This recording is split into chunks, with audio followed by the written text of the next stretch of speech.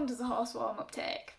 Well, it kind of depends, but let's have a look through. In this video we're going to be talking about your 6-step warm-up, your cool down, and how to adapt them for your horse. Hi, I'm Zoe, the vet physio here at Fit Pet Physio. If you'd like to know more about us, check the links down in the description.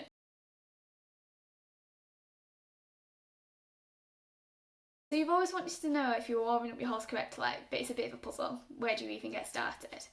It can be hard, especially once you've got into that uncertainty, to actually stick to your warm-up routine. So I'm going to go through step by step my 6-step warm-up so that you never have to worry again. So number 1, the horse warm-up exercise you're probably all missing, the walk warm-up. Walking in straight lines with lots of transitions in a long and low posture is a great way to help warm your horse up. Once you've done with your walk, you can add in some loops, circles and serpentines to get some spinal flexibility. Now that your horse is warmed up in walk, they've increased their blood flow and the muscles are nice and warm, we can add in some canter work. This is easier for our horses than trot work, so that comes after. Now that we've done our walk, canter and trot, we can start adding in more transitions between and within each gait. Transitions prepare us for our 6th step of our warm-up, the discipline-specific activities. This is because they help engage our horse's core and hind end, which means that they're ready to go, whether it be dressage, jumping, or just a nice hack. Why might we need to change this warm-up? Let's say we've got an older or arthritic horse. We might want to do our warm-up on the ground, so that they have a much easier, more gentle warm-up. If we're just going out hacking, we can probably miss out some of the steps, such as trotting and cantering, especially if we're only going for a walk.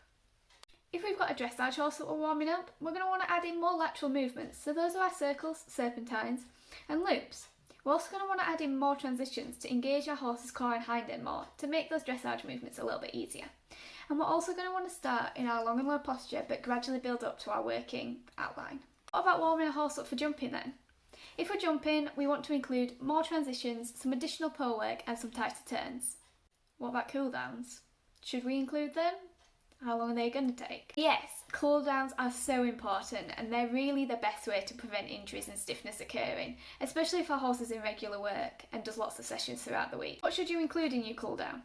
It's basically just your warm-up in reverse, so you're going to gradually slow down, reduce your horse's heart rate and their breathing rate.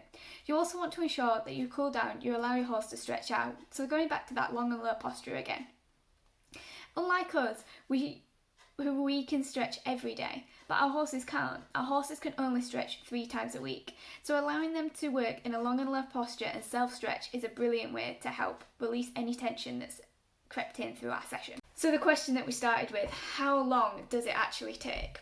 So if we're doing a full warm-up, it's likely to take between 20 and 30 minutes.